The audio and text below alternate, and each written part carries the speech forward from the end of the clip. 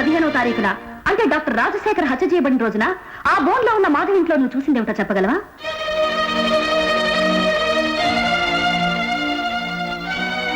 నీకేం భయం లేదు, నువ్వు చూసిందేమిటో ధైర్యంగా జడ్జి గారితో చెప్పా.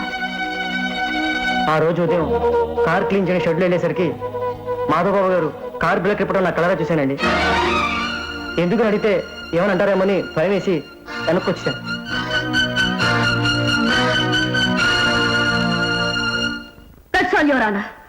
డాక్టర్ మాధవ్ జీతం ఇచ్చి తిండి పెట్టి పోషించిన ఈ సాక్షి బాబ్జీ జరిగిన ఘోరాన్ని విని తట్టుకోలేక నిజాన్ని దాచలేక ఆ విషయం కోర్టు వారి ముందు వెల్లడి చేశాడు.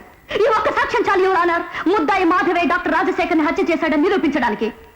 డాక్టర్ మాధవ్ మార్చి 15వ తారీఖున ఉదయం ఢిల్లీకి వెళ్లాడనేది అబద్ధమని, అక్కడ టెస్ట్ రాసిన తర్వాత తిరిగి వచ్చాడనేది అసత్యమని, అసలు ఆ టెస్ట్ కి సెలెక్ట్ అయిన మనిషి డాక్టర్ రాజశేఖర్ అని నిరూపణ అయింది. రాజాని హత్య చేయడానికి ఆ రోజు ఉదయమే కారు బ్రేకులు తీసినట్టు ఈ సాక్షి ద్వారా తేటతెల్లమవుతుంది. ఈ సాక్ష్యాలు ఆధారాలు రుజువులను బట్టి ముద్దాయే నేరస్తుడని తెలుస్తున్నప్పటికీ డిఫెన్స్ లాయర్ గారు ఒక కథను కల్పించి డ్రైవర్ నాగరాజ్ అనే కొత్త పాత్రను సృష్టించారు. కానీ ఆ డ్రైవర్ నాగరాజ్ని వారెప్పటికీ కోర్టు వారి ముందు ప్రవేశపెట్టలేరు. It's a challenge. అందుకు కారణం ఆ పాత్ర ఓ కల్పితం. అదంతా ఒక్కటి కదా. I shall produce the driver before this court.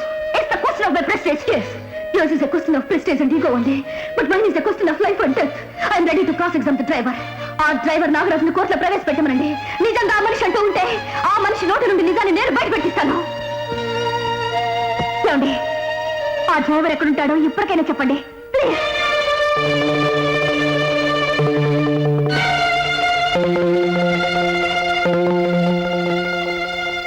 చూసారా యువరానా, డ్రైవర్ నాగరాజుని కోర్టులో ప్రవేశపెట్టమనేసరికి ఈ భార్యాభర్తలు ఇద్దరు కలిసి ఏం చేయాలో తెలియక ఎలా నాటకం ఆడుతున్నారు.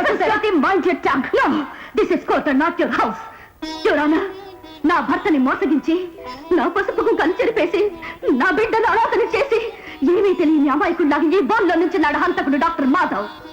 మనసరీది లేకుండా, మమత గర్భం తెలియకుండా తోటి మనిషి ప్రాణాన్ని అతి తేలిగ్గా తీసేయగలిగిన ఈ రాక్షసుడికి ఉరి శిక్ష విధించాలని కోర్టు వారిని ప్రార్థిస్తున్నాను.